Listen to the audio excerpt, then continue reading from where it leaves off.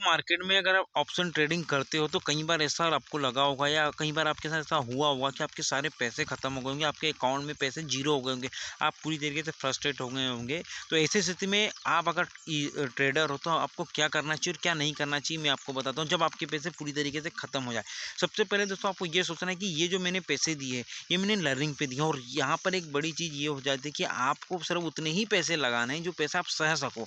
ऐसा नहीं कि आपने जो टोटल सेविंग लगा दी या आपने सारे पैसे लगा दिए और उसको जीरो कर दिया। अगर आपने कुछ पैसा है, आपने मान के चलो 10,000 रुपये डाले, 10,000 रुपये जीरो हो गए, तो पहले ये मैं इसकी बात कर रहा हूँ कि आपने अपनी थोड़े अमाउंट को जीरो कर दिया। हाँ, अगर आपने अपनी पूरी संपत्ति को, अपनी जो सेविंग है या आपने और भी लोगों से उधार करके जीरो किया, तो फिर ये आपकी पूरी मानसिक स्थिति को बिगाड़ने वाला हो की स्थिति बन जाएगी। लेकिन जब आपने कुछ हिस्सा स्टॉक मार्केट में सीखने के उद्देश्य से लगाया और जब वो जीरो हो जाता है, तब क्या करना चाहिए उसको समझिए। सबसे पहले दोस्तों आपको ये देखना है कि वो जो पैसे जीरो हुए हैं उसको ये सोचिए कि भाई ये मैंने सीखने के पर्पज से जीरो किए। पहली चीज़ तो ये, उसको ज़्यादा शौक मत मनाइए, उस पर ज़्यादा दुख मत मनाइए। और दूसरी चीज़ ये कीजिए कि ये जो पैसे मैंने गंवाए हैं, इसको गंवाने के पीछे सबसे बड़ा कारण क्या था, ऐसी कौन सी गलती मैंने करी थी जिसकी वजह से। ऐसा तो नहीं कि आपने डायरेक्ट एक ही दिन में गंवा दिए होंगे, कभी प्रॉफिट हुआ होगा, कभी लॉस हुआ होगा। तो उसमें मेजर गलती क्या थी, उस गलतियों को आपको आइडेंटिफाई करना है, उस गलतियों को ढूंढना है। जब वो गलती एक बार आपको ढूंढ ले तो उन्हें लिख लेना है। लिखने के बाद में अब आपको ये करना है कि दोबारा अगर इन फ्यूचर में कभी ट्रेड करूंगा तो इन गलतियों को दोबारा नहीं दोहराऊंगा, इसका एक वचन देना है। पहली चीज़। दूसरी चीज़ ये करनी है दोस्तों कि जब पूरा पैसा जीरो हो गया तो पहले ये कोशिश कीजिए कि आप उतना पैसा कहीं से अर्न कर लो, तभी जाके आप मार्केट में दूसरा पैसा। ऐसा नहीं कि आपने पहले पैसा जीरो कर दिया उसके बाद में अपनी सेविंग में से फिर पैसे डाल दिए। तो दोस्तों यहाँ पर क्या होगा कि फिर आपका मेंटेनेंस थोड़ा बिगड़ जाएगा। पहले आपको उतना पैसा अर्न करने की कोशिश करनी चाहिए, जब अर्न कर लिया फिर उस पैसे को डाल दीजिए। दूसरी चीज़ ये होती है दोस्तों कि जब पैसा जीरो हो जाता है मान के चलो, तो आपको कुछ समय का ब्रेक लेना चाहिए। इससे क्या होता है, देखो मैं ये नहीं कह रहा हूँ कि आपको मार्केट को छोड़ ही देना चाहिए, आपको कुछ समय का ब्रेक लेना चाहिए ताकि आपका जो माइंडसेट है ना वो स्टेबल हो जाए। 1 दिन 2 दिन का आप ब्रेक ले सकते हो, या फिर ऐसा कर दो कि 1-2 दिन आप ये सोच लो कि मुझे ट्रेड करना ही नहीं, क्योंकि जैसे ही आपका पैसा जीरो होता है इमीडिएट आपके दिमाग के अंदर आता है कि नहीं मैं फिर से पैसा डालूंगा और ये लॉस हुआ इसको रिकवर करूँगा। तो ऐसी गलती ना कीजिएगा।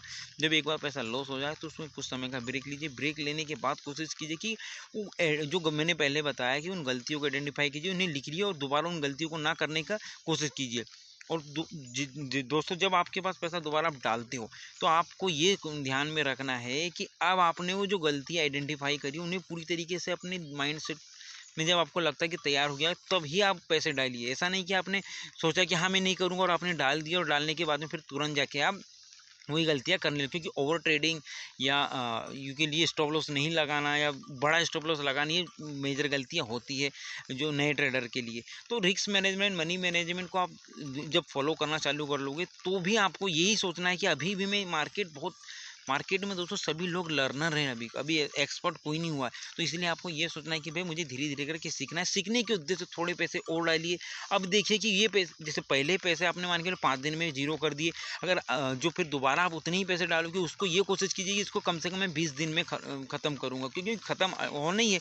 जब नॉलेज की कमी रहती है, जब एक्सपीरियंस की कमी रहती है तो पैसे तो ख़त्म हो, लेकिन उसमें हम कितनी देर में ख़त्म, तो ये भी एक प्रकार से दोस्तों सीख ही होती है।